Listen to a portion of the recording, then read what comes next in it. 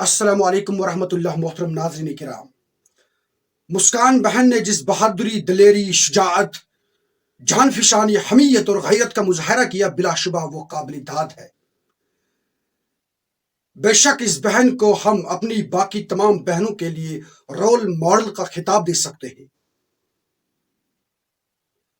مسکان بہن کے اس کردار پر انہیں جو داد دی جا رہی ہے وہ تو قابل سمجھ ہے، لیکن میرے کشمیر کی جس بہن نے 12ویں کلاس کے امتحانات میں امتیازی پوزیشن حاصل کر لی، اس کے ساتھ کیا سلوک ہو رہا ہے، اس کو سوشل میڈیا پر کیوں اتنا ٹرول کیا جا رہا ہے، اس نے ایسا کون سا گناہ عظیم انجام دیا ہے، یہ میری سمجھ سے بالاتر ہے. لوگ کہتے ہیں کہ امتیازی پوزیشن تو انہوں نے حاصل کر لی، لیکن میڈیا کے سامنے یہ بے پردہ آئیں، اور محض اس چیز کی وجہ سے لوگ اپنے آپ کو مفتی، دائی، مولوی، جج اور پتہ نہیں کیا کیا سمجھ کر ان پر تانے کستے ہیں، ان کے خلاف کمنٹ کرتے ہیں، اور بڑی حماقت کے ساتھ، بے سمجھی کے ساتھ اور لا علمی کے ساتھ ان کا موازنہ مسکان کے ساتھ کر رہے ہیں. تو یہ بات بھی میری سمجھ میں نہیں آتی ہے کہ مسکان کے ساتھ ہماری اس بہن کا کمپیریزن کیوں کر کیا جاتا ہے. اس کے پیچھے ایز سچ تو کوئی بات نہیں ہے کہ آپ اس بہن کا موازنہ مسکان کے ساتھ کریں. ٹھیک ہے، وہاں پر مسکان نے اپنے حجاب کے لیے صدائے احتجاج بلند کیا، لیکن ہماری اس کشمیر کی بہن کا کیا گناہ یہ ہے کہ انہوں نے امتیازی پوزیشن حاصل کر لی، اور میڈیا والے تو آتے ہی ہیں ان کے گھروں پر اور ان سے انٹرویوز لیتے ہیں، تو اپنے نیشنل طریقے سے انہوں نے انٹرویو دے دیا، اور پھر ہم نے اس طریقے سے ان کے خلاف تانے کسے. شرم کی بات ہے، نہایت ہی شرم کی بات ہے. اس زمن میں چند باتیں اور ہیں میری ذہن میں، وہ میں آپ تک پہنچانا چاہوں گا، جن پر ہمیں سنجیدگی کے ساتھ غور کرنے کی ضرورت ہے. پہلی بات، ہم مسلمان عمومی طور پر جذباتی ہیں، اور اس کے بعد اگر ہم کشمیر کے مسلمان ہیں تو ہم الٹرا جذباتی ہیں، اور جذبات اکثر و بیشتر انسان کو خسارے میں ڈالتے ہیں، انسان کو نقصان میں ڈالتے ہیں. اس زمن میں سمجھنے کی بات یہ ہے کہ مسکان بہن کا ڈسکورس حجاب کے ساتھ تعلق نہیں رکھتا ہے، یہ اصل میں تعلق رکھتا ہے اس کے ان حقوق کے ساتھ جو حقوق دنیا کے ایوانوں نے، دنیا کی بڑی بڑی ایجنسیوں نے، اور اس کے بعد اس کے اپنے ملک نے اس سے دے دیے ہیں. اور یہ حقوق ہیں جینے کے حقوق، right to freedom, right to religion and right to have one's own choice. اگر آپ اس چیز کو لیں گے نا کہ مجھے یہ حق ہے کہ میں حجاب پہنوں، تو آج کل کی دنیا میں آپ کو کوئی نہیں سمجھے گا. اقوام عالم آپ کو کسی اور نظر سے دیکھیں گے. And instead of that, it is better to put this discourse in this way, that we have the rights. We have the right to life, the right to religion, and the right to have my own choice.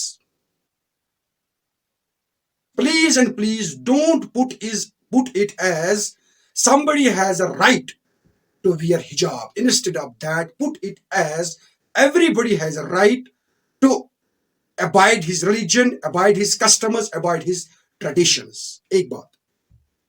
دوسری بات وہ ہے دعوت کا طریقہ کار.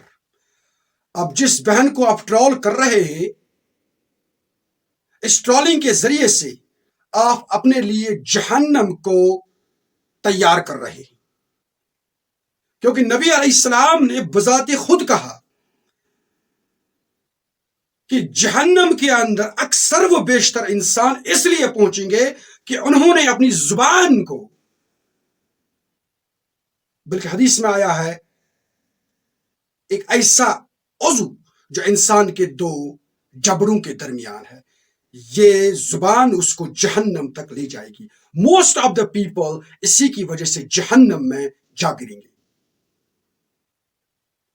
نبی علیہ السلام نے یہ بھی فرما دیا کہ انسان کے اسلام کی خوبی یہ ہے کہ وہ لغو چیزوں سے، لغو باتوں سے پرہیز کرے۔